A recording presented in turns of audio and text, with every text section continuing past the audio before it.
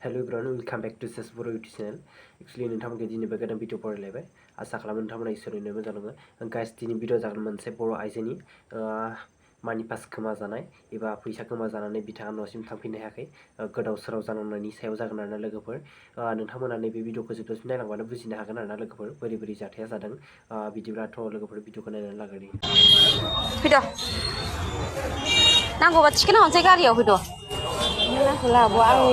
दा थांगोन लाबो सोरनावबा हर थाइसे थाइनै मोनबा बेयाव थांसै आं बेखौनोथ' फैदो बैयाव माबा मोनसे खालामनानै हरनोसै ना फै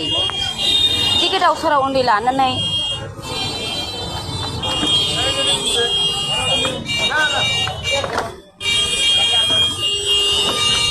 नाय लोगोफोर बियो थिखाय बास बारनिफ्राय फैदोंमोन बियो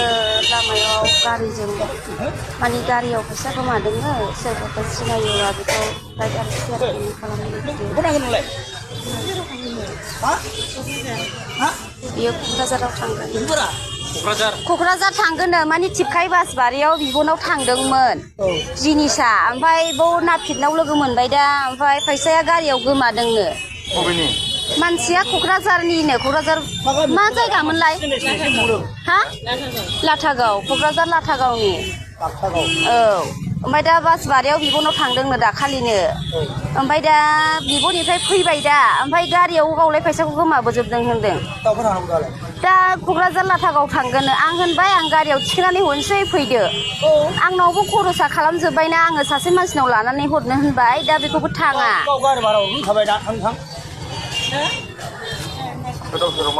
दा गोदाव सोराव बे गथ'खौ लानो सानसेनो आं होनबाय न'आव जोंनाव थुगदो नांगौबा दा क'क्राझारनि मानसि मेरला दङ माबा मोनसे बेबस्था खालामनानै जों हरगोन होननानै जोंथ' बेखौ जेबो खालामनाय नङाना दा बिब'नाव थांदोंबाथ'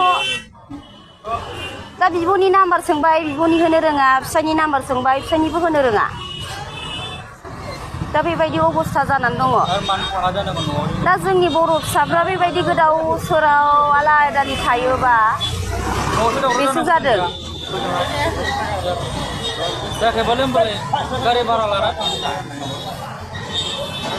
माने बियो आखायाव केस लुबैदोंमोनदां ओमफ्राय आंनावथ' आखायाव केस गैया फैसाया बेबायदि अबस्था जानानै दङ दंबासो नाम्बार गैयाबा मा नाम्बारबो गैया जेबो गैयाबा दा होजोंहायबो खोन्थाहरफिनो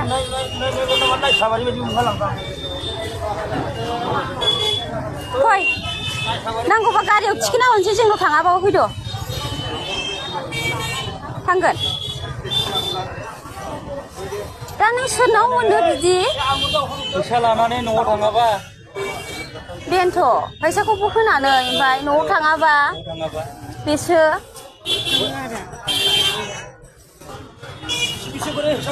बेनिखायनो सोरबा सिनायोबा बेखौ लांफैनो हागोन क'क्राझार लाटागावनि